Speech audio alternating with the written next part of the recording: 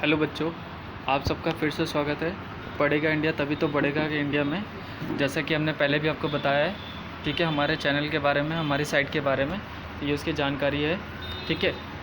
तो ये आपकी ये साइट है, ठीक है। आप कोई भी, जैसा भी हमने हमारा एक पिछला वीडियो अपलोड कर दिया है और उसको आपने उसको पढ़ा होगा, ठीक है।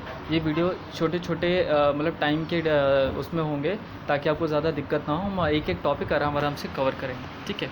अब हम क्या करते हैं यहाँ पे आगे का हमारा जो टॉपिक है वो हम स्टार्ट करते हैं। अब जैसे लास्ट में हमने बोला था, एक हमारा क्वेश्चन था, मैं आशा करता हूँ कि आपने उसको सोचा होगा, थोड़ा मतलब अपने दिमाग पे जोर दिया होगा कि हमारा जो टॉपिक क्वेश्चन था वो क्या था कि बल के प्रकार क्या हो सकते हैं। तो यहाँ पे हमने उसका आंसर लिखा हुआ है कि बल के प्रकार क्या होते हैं। कितने होते हैं तो आप बता दें, शायद 2 प्रकार होते हैं, बट क्या होते हैं। अब बल के प्रकार क्यों मैंने ऐसे पूछा कि बल के प्रकार क्या होते हैं। अब जैसे आप बोलते सीधा घर्षण बल होता है, ये भी आप बोलते तो आप गलत नहीं है कि हाँ घर्षण बल एक प्रकार का बल नहीं है, बिल्कुल है। लेकिन हमें उसको ऐसे मतलब बहुत ही सामान्यता तरीके से उसको क्या करना, सामान्य तरीके से उसको विभाजित करना है। कि हमने यहाँ पे बोला बल के मतलब जो कॉन्सेप्ट है, उसका जो मेन कारण है, उस बेसिस पे बल के 2 प्रकार होते हैं। कैसे, अब ये देखते हैं। अब एक का नाम हमने देखा है संपर्क बल, दूसरा असंपर्क बल। अब इसके नाम पर से ही आपको शायद पता चले कि संपर्क मतलब कोई भी वस्तु जिस पे बल लगाया जा रहा है, अगर वो वस्तु आपके संपर्क में है बल लगाने के दौरान, तो वो संपर्क बल के फॉर्म में क्या होगा, कहा जाएगा। अगर वो संपर्क में नहीं है तो असंपर्क बल है। तो हम इस चीज़ को थोड़ा इस वीडियो में देखेंगे। अब संपर्क बल की बात करें तो किसी वस्तु पर बल लगाने या वस्तु की अवस्था परिवर्तन करने के लिए उस वस्तु का संपर्क में होना आवश्यक है। ये कंडीशन आ गई, स्थिति आ गई, ठीक है। एक शर्त आ गई आपके लिए कि किसी वस्तु पर भी आप बल लगाएं, वो वस्तु कार हो या एक पत्थर हो या बॉल हो या फुटबॉल हो, जब आप उसे किक करते हैं, कुछ भी हो, तो जब आप उस पर क्या करते हैं कि ऐसे मतलब अवस्था परिवर्तन करना चाहते हैं। अवस्था परिवर्तन हमने पहले भी बताया था कि जैसे आप उसको मतलब उसको गतिशील अवस्था में लाना चाहते हैं या उसको स्थित अवस्था में लाना चाहते हैं या उसकी दिशा को परिवर्तित करना चाहते हैं, आप कुछ भी करना चाहते हैं, उसके आकार को बदलना चाहते हैं, तो वो चीज़ क्या है कि उस वस्तु का आपके पास या जिससे द्वारा बल लगा, उपकरण द्वारा बल लगाया जा रहा है, उसका संपर्क होना आवश्यक है। तभी हम इस प्रकार के बल को क्या बोल सकते हैं, संपर्क बल कहते हैं। तभी हम कह सकते हैं। अब आप बोल सकते हो कि संपर्क बल के भी क्या होते हैं, 2 प्रकार होते हैं। एक हमारा क्या होता है, पेशीय बल होता है, घर्षण बल होता है। पेशीय बल मतलब जैसे मसल्स होती है ना हमारे बॉडी के अंदर, उसकी हम बात करें, पेशीय बल। दूसरा हमारा घर्षण बल, ठीक है। तो ये हम बात करते हैं, इसको हम आगे समझेंगे। दूसरा, तो पेशीय बल हम सबसे पहले समझते हैं कि पेशीय बल क्या होगा। मनुष्य के मांसपेशियों द्वारा लगाए जाने वाले बलों को पेशीय बल कहते हैं। अगर आप किसी चीज़ को उठाना चाहते हैं, लिफ्ट करना चाहते हैं, किसी बॉल को फेंकना चाहते हैं, फुटबॉल को किक करना चाहते हैं, तो आपकी जो शरीर की मांसपेशियां हैं, जब तक वो तो मतलब चुस्त दुरुस्त नहीं होंगी, ठीक है, जब तक वो फ्लैक्सिबल नहीं होंगी, लचीली नहीं होगी, आप काम नहीं कर सकते, ठीक है। तो ये मांसपेशियों के द्वारा जो बल लगाया जा रहा है उसे हम पेशीय बल बोलते हैं। उदाहरण जैसे अपने हाथों द्वारा किसी वस्तु को उठाना। यहाँ पे आप एक ये जो डायग्राम में इसको आप देख सकते हैं, ठीक है। ये क्या कर रहा है कि मतलब वेट लिफ्टिंग कर रहा है, ठीक है। तो यहाँ पे वो क्या कर रहा है, इसके हाथों में जब तक जान नहीं होगी, ये कोई एक मरीज़ नहीं कर सकता। एक हष्ट-पुष्ट इंसान जिसके शरीर में ताकत है, जो मतलब क्या करता है, रोज़ एक्सरसाइज करता है, ठीक है, तो वो सारी चीज़ें कर रहा है। आप जैसे खेलने जाते हैं, फुटबॉल को किक कर रहे हैं, ये कई सारे एग्जाम्पल से उदाहरण है, ठीक है। जैसे पेन से कागज़ पर लिखना, चॉक से बोर्ड पर लिखना, मार्कर से वाइट बोर्ड पर लिखना, तो ये क्या है कि उसके मतलब क्या है, उदाहरण है। तो ये हमारा क्या पेशीय बल है। समझ आया आपको, ठीक है। तो ये पेशीय बल के बारे में हमने आपको बताया कि पेशीय बल क्या होता है। बच्चों, आपको साथ ही साथ मतलब जो आपको क्या करना है, इसको लिखते हुए चलना है ना, कि आप जो पढ़ रहे हैं, हम आपको जो पढ़ा रहे हैं, तो आपको सिर्फ ये नहीं चैनल पे ही रहना चाहिए। आप जब भी पढ़ने बैठे, इसको पेन और पेपर साथ में लेके बैठे, ताकि आपको जो लिखाया जा रहा है, पढ़ाया जा रहा है, आपको याद रहे। आपका कोई भी चीज़ नहीं छूटेगा, ठीक है। ये हमारी तरफ से पूरी कोशिश रहेगी, बस आपका काम है पढ़ना, ठीक है।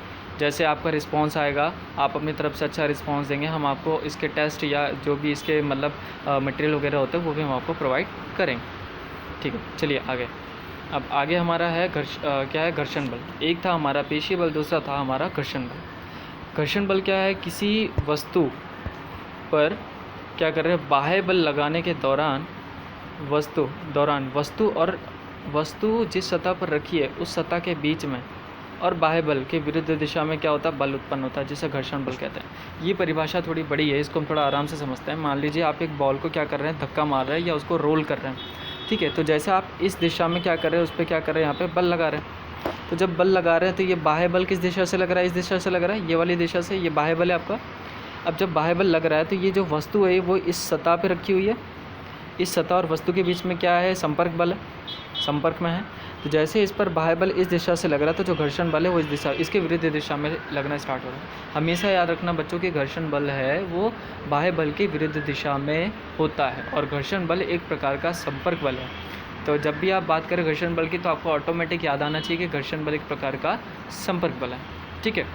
उदाहरण, किसी बक्से को फर्श पर खिसकाने, धक्का मारने, यहाँ पे बक्सा या बॉल आप कुछ भी ले सकते हैं, है ना।